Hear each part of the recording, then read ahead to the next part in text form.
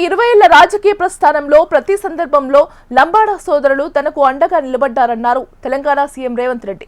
రాష్ట్రంలోని అన్ని తండాలకు బీటీ రోడ్లు వేయాలని ఆదేశాలు ఇస్తున్నట్టు తెలిపారు. ప్రతి తండాలోని పాఠశాల భవనాలకు ఏర్పాట్లు చేయాలని అధికారులకు సూచించారు.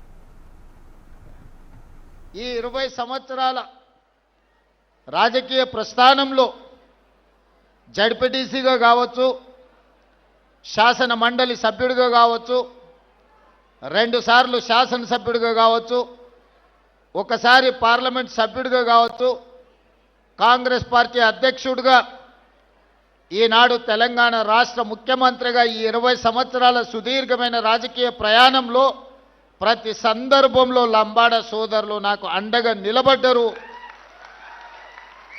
ఈనాడు వివిధ వర్గాలతో పాటు లంబాడ సోదరులు అండగా నిలబడ్డారు కాబట్టి అది మిడ్జిల్ మండలమైన మహబూబ్ నగర్ జిల్లా స్థానిక సంస్థల ఎమ్మెల్సీగా అయినా, కొడంగల్ శాసనసభలో కొడంగల్లో ఎమ్మెల్యేగా అయినా గిరిజనులు ముఖ్యంగా లంబాడ సోదరులు పూర్తి స్థాయిలో అండగా నిలబడ్డరు. ఈరోజు ఈ హోదాకు రావడంలో మీ వంతు సహాయము, మీ వంతు అండదండలు ఉన్నాయి.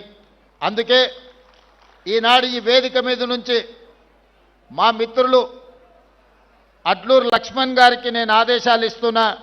అదేవిధంగా స్పెషల్ చీఫ్ సెక్రటరీ సవ్యసాచ్ ఘోష్ గారికి నేను ఆదేశాలు ఇస్తున్నా.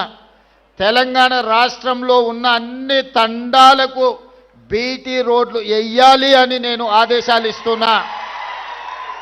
సంత్ సేవాలాల్ మహారాజ్ కోసము ఒక ప్రత్యేకమైన క్షేత్రం లేదు. అందుకే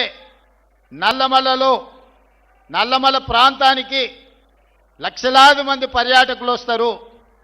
అక్కడ ఈరోజు మనము సంత్ సేవాలాల్ యొక్క పుణ్యక్షేత్రాన్ని 20 ఎకరాలు ఆల్రెడీ స్థలాన్ని సేకరించినము. ప్రపంచంలోనే ఒక గొప్ప పుణ్యక్షేత్రంగా